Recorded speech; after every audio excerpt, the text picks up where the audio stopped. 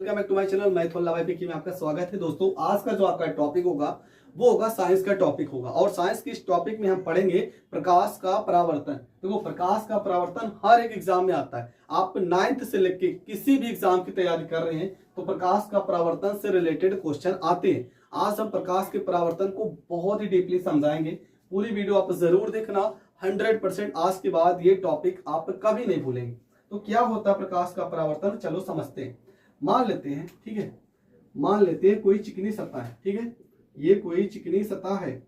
अब कोई चिकनी सतह को छोड़ो, यहाँ पे जो बोर्ड है ये बोर्ड भी एक चिकनी सतह है, ये बोर्ड भी एक चिकनी सतह है। मेरा जो प्रकाश आ रहा होगा इस बोर्ड पे, जो प्रकाश गिर रहा है, देखो यहाँ पे हाइलोजन लगा है, ये जो बोर्ड का प्रकाश इस सतह पे गिर रहा होगा ये चिकनी सतह है। थोड़ा बहुत तो खुरदुरा होगा, ठीक है। एकदम नया बोर्ड होता तो एकदम चिकनी सतह होता, पर थोड़ा सा पुराना बोर्ड है तो यहाँ की जो सतह होगी वो थोड़ा बहुत तो खुरदरी होगी, लेकिन फिर भी यहाँ पे प्रकाश गिर रहा है और इसका लगभग 70 से 80% भाग परावर्तित होकर वापस हमारी आंखों तक आ रहा होगा, ठीक है। यही घटना आपका प्रकाश का परावर्तन कहलाती है। फिर से समझते हैं कि प्रकाश आ रहा है, किसी चिकनी सतह पर गिर रहा है और गिरने के बाद उसका अधिकांश भाग, ठीक है, 90 से 95% भाग परावर्तित हो जा रहा है, तो यह घटना प्रकाश का परावर्तन कहलाती है। बस आपको इतना ही तो पढ़ना है। क्या पढ़ना है कि प्रकाश की वह किरण, जब कोई प्रकाश किसी चिकनी सतह पर गिरता है तो उसका अधिकांश भाग इस सतह से टकराता है, टकराने के बाद उसी तल में वापस आ जाता है, तो इस घटना को प्रकाश का परावर्तन कहते हैं। तो पहले चित्र के माध्यम से यहाँ पे समझते हैं, ठीक है। ये प्रकाश की किरण है, यहाँ पे गिरा रहे हैं और इसी माध्यम में वापस चली जा रही है। अब यहाँ पे जहां पे मिल रहा है यहाँ पर एक हम अभिलंब डाल देते हैं, ठीक है। ये आपका अभिलंब हो जाता है, जिसको नॉर्मल कहते हैं। ये आपका अभिलंब हो गया। ये जो किरण आ रही है इसको हम आपतित किरण कहेंगे, जो किरण आ रही है इसको हम आपतित किरण कहेंगे, और ये जो टकरा कर जा रही है इसे हम अपवर्तित किरण कहेंगे, अपवर्तित किरण कहेंगे। यहाँ पे दोनों पे कोण बन रहा है, यहाँ पे कोण बन रहा है और यहाँ पे कोण बन रहा है। इन दोनों कोणों को हम, इस वाले कोण को हम आई कहेंगे और इस वाले कोण को हम आर कहेंगे। और ये जो नीचे सतह हम बनाए हैं इस सतह को हम चिकनी सतह कहते हैं। कोई भी चिकनी सतह होगी, चिकनी सतह होगी या तो कोई चिकना तल होगा। पूरी कहानी अब यहाँ से समझते हैं। अब सबसे पहला क्वेश्चन तो यही बनता है कि ये जो प्रकाश की किरण को डाला जा रहा है ये तिरछा क्यों डाला जा रहा है। यहाँ पे इसको सीधा भी डाल सकते थे, अगर सीधा क्यों नहीं डाला गया। अगर हम प्रकाश की किरण को ऐसे सीधा इस पर गिराते, अगर प्रकाश की किरण यहाँ पे सीधा इस तरह से गिरती तो कोई भी किरण वापस टकराकर जाती ही नहीं, ना तो यहाँ पर कोई कोण बनता, ठीक है। आप क्या करना, आप प्रैक्टिकल कर लेना, आप कोई कांच का गुटका लेना और उस पर सीधा प्रकाश की किरण गिराना लेंस से। आप एक लेंस ले लेना, कांच का टुकड़ा, और लेजर लाइट से आप प्रकाश की किरण को सीधा गिराना। अगर सीधा गिराओगे तो प्रकाश किरण जिस रास्ते से आ रही है उसी रास्ते से वापस चली जाएगी। जिस रास्ते से आ रही, मान लो प्रकाश की किरण आप इस तरह से गिरा रहे हो, तो जैसे ऐसे गिरा रहे हो तो इसी रास्ते से फिर से वापस चली जाएगी। तो कोई ना तो कोण बनेगा ना तो आपको परावर्तन समझ में आएगा। तो इसलिए जैसे जैसे हम प्रकाश की किरण को यहाँ पर इसको तिरछा करके गिराते जाएंगे, वैसे वैसे जितना तिरछा हम इसको करते जाएंगे उतना तिरछा ये होता जाएगा। जितना आप इसको झुकाओगे उतना ये भी झुकेगा। इसलिए यहाँ पे जो कोण बनता है और यहाँ पे जो कोण बनता है, दोनों के दोनों कोण बराबर होते हैं। तो इसका डिफरेंशन हम कैसे लिखते हैं, चलो समझते हैं। सबसे पहले इसकी डिफरेंशन लिखेंगे। जब प्रकाश की किरण, जब प्रकाश की किरण, जब प्रकाश की किरण किसी चिकनी सतह पर, जब प्रकाश की किरण किसी चिकनी सतह पर, किसी चिकनी सतह पर, चिकनी सतह या तल पर आपतित होती है, आपतित होती है, तो सतह से टकराकर, सतह से टकराकर उसी तल में अपवर्तित हो जाती, अपवर्तित हो जाती है। प्रकाश की इस घटना को, प्रकाश की इस घटना को, इस घटना को प्रकाश का परावर्तन कहते हैं। इस घटना को प्रकाश का परावर्तन कहते हैं, परावर्तन कहते हैं, ठीक है, परावर्तन कहते हैं। हम क्या पढ़ रहे हैं, हम पढ़ रहे हैं प्रकाश का परावर्तन, ठीक है। हमने पहले ही बताया था कि प्रकाश के परावर्तन को आज हम पूरी तरह से पढ़ेंगे। फिर से समझते हैं, हमने क्या लिखा है कि जब प्रकाश की किरण किसी चिकनी सतह या तल पर आपतित होती है तो सतह से टकराकर उसी तल में अपवर्तित हो जाती है। इस घटना को प्रकाश का परावर्तन कहते हैं। ठीक है, तो प्रकाश का परावर्तन का डिफिनेशन समझ में आ गया। इसके दो नियम होते हैं। ठीक है, इसके दो नियम है, इसके दो नियम होते हैं, इसके दो नियम हैं, पहला नियम और दूसरा नियम। पहला नियम क्या है? पहला नियम ये जो आपकी किरण आ रही आपतित किरण, और दूसरा आपका अपवर्तित किरण, और तीसरा ये आपका अभिलंब, तीनों एक ही तल पे होते हैं। आपतित किरण, अपवर्तित किरण और अभिलंब तीनों एक ही तल पे होते हैं। तो पहले में आपको क्या लिखना है? पहले में आपको लिखना है कि आपतित किरण, अपवर्तित किरण, अभिलंब तीनों एक ही तल में होते हैं, तीनों एक ही तल में होते हैं, एक ही तल में होते हैं। ये आपका पहला नियम हो गया। दूसरा नियम आपको क्या लिखना है? यहाँ पर एक कोण बन रहा है, इस कोण को हम बोलते हैं आपतन कोण। यहाँ पे कोण बन रहा है, इसको हम बोलते हैं परावर्तन कोण, या चलो अपवर्तन कोण बोलते हैं, चाहे परावर्तन भी लिख सकते हैं। तो आपतन कोण, अपवर्तन कोण दोनों का मान बराबर होता है। तो लिखेंगे आपतन कोण तथा अपवर्तन कोण दोनों का मान समान होता है, दोनों का मान समान होता है। मतलब कोण आई बराबर क्या होता है? कोण आर होता है। ठीक है, आई बराबर क्या हो जाएगा? कोण आर हो जाएगा।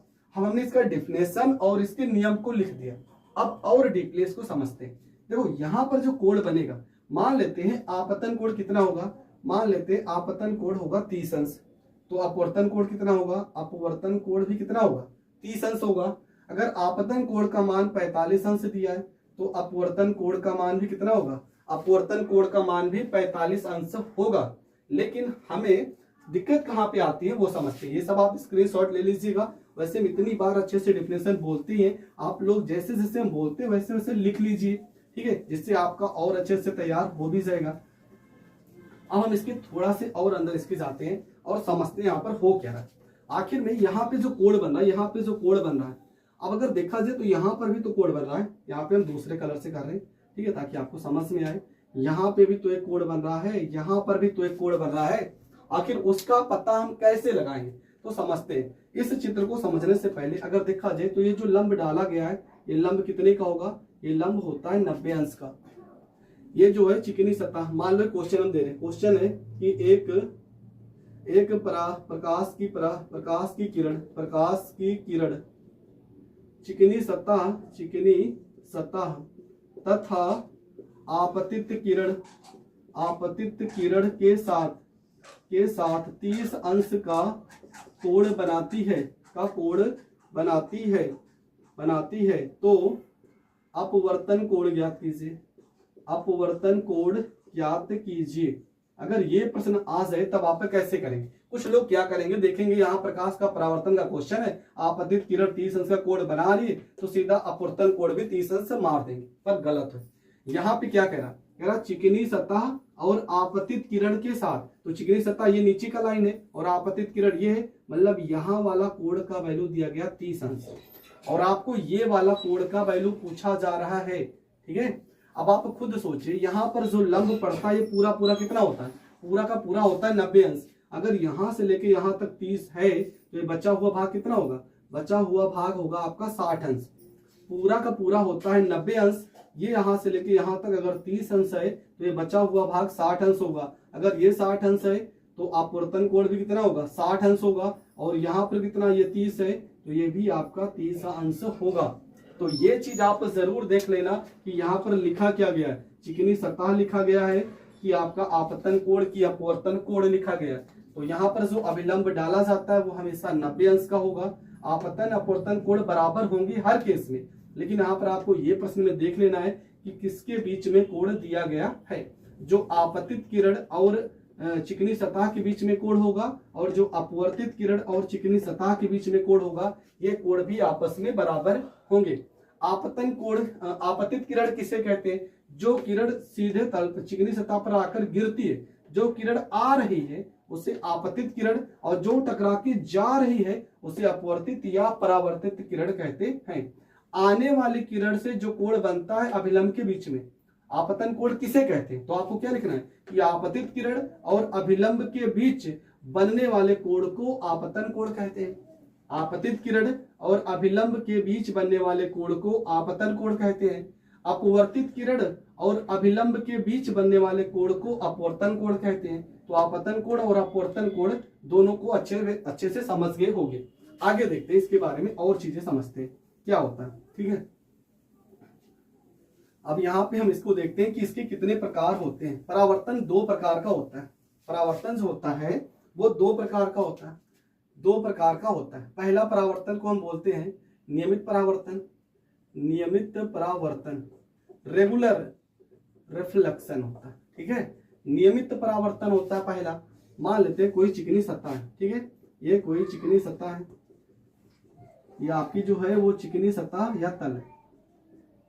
यहाँ पे प्रकाश की किरण आ रही है और इसी के समांतर अपवर्तित हो रही है, आ रही है और इसी के समांतर अपवर्तित हो रही है, आ रही है और इसी के समांतर अपवर्तित हो रही है।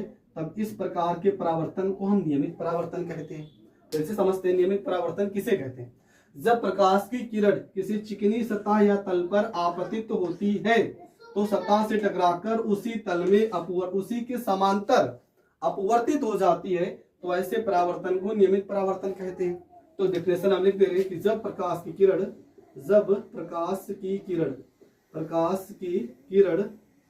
किसी चिकनी सतह पर आपतित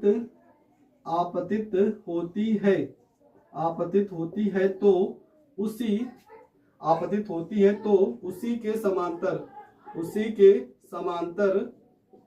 अपवर्तित हो जाती है। इस घटना को प्रकाश का नियमित परावर्तन कहते हैं। नियमित परावर्तन कहते हैं। ठीक है, नियमित परावर्तन कहते हैं। ठीक है, तो ये वाला डिफिनेशन आपका हो गया। जब प्रकाश की किरण किसी चिकनी सतह पर को आपतित हो रही है और उसी के समांतर अपवर्तित हो जाती है तो इस घटना को प्रकाश का नियमित परावर्तन कहते हैं। एक आपका होता है अनियमित परावर्तन, उसको समझते हैं। अनियमित परावर्तन या तो रफ बोलते हैं या अनरेगुलर बोलते हैं। ठीक है, तो उसका चित्र बना देते हैं यहाँ पे। दूसरा आपका बी नंबर पार्ट अनियमित परावर्तन। अनियमित परावर्तन क्या होता है? ठीक है, यहाँ पे सतह जो होगी वो खुरदरी सतह होगी। यहाँ पे जो सतह होगी वो खुरदरी होगी।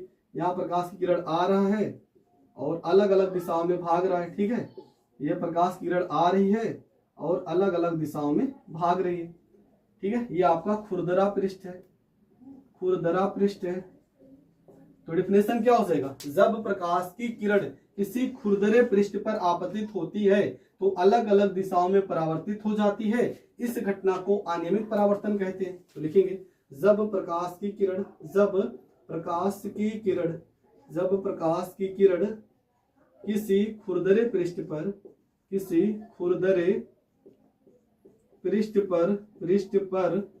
आपतित होती है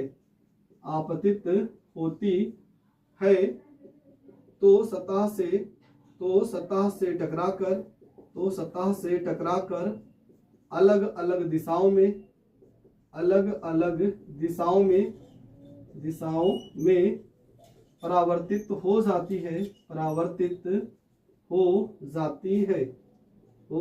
जाती है। इस घटना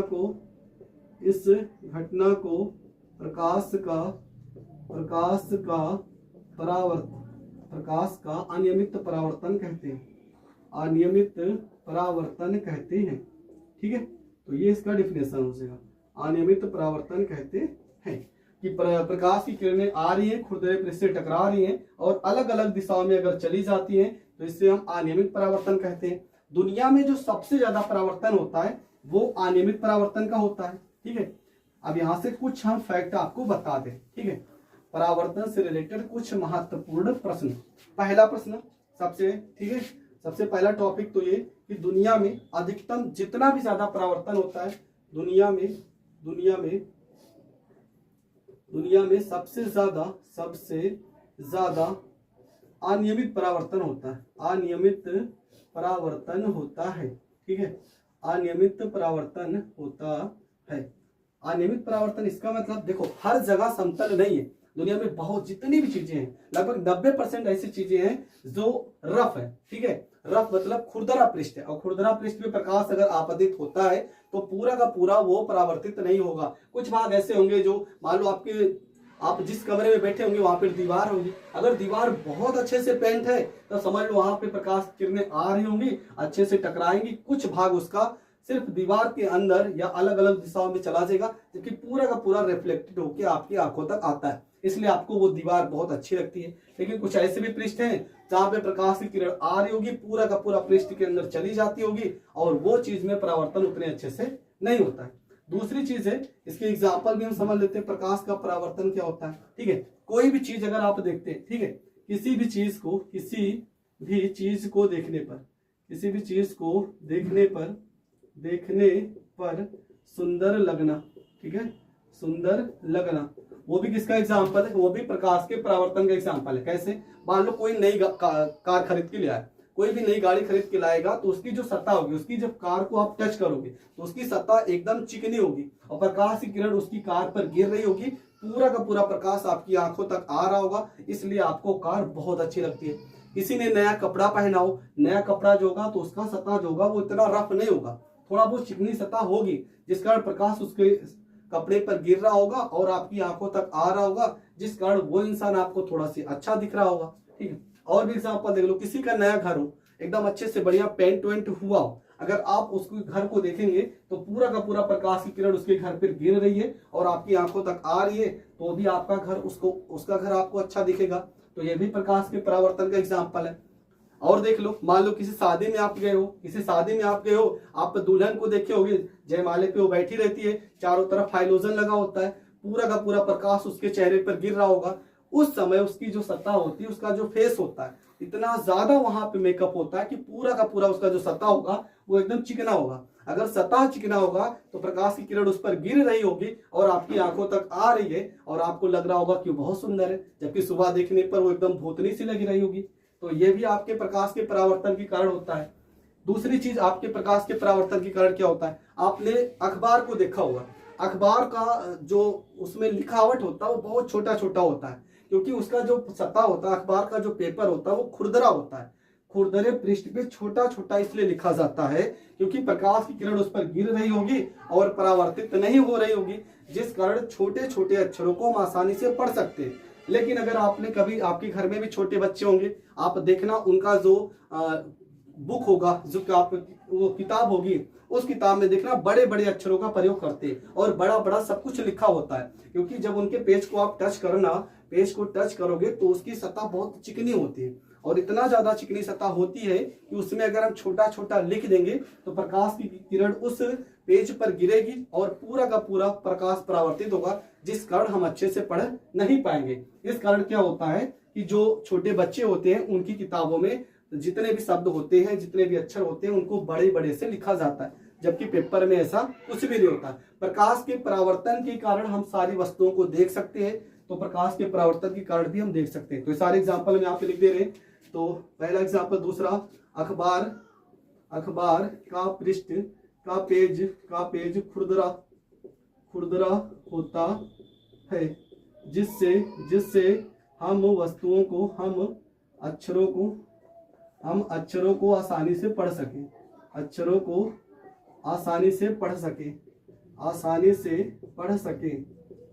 पढ़ सके, ठीक है। छोटे छोटे बच्चों की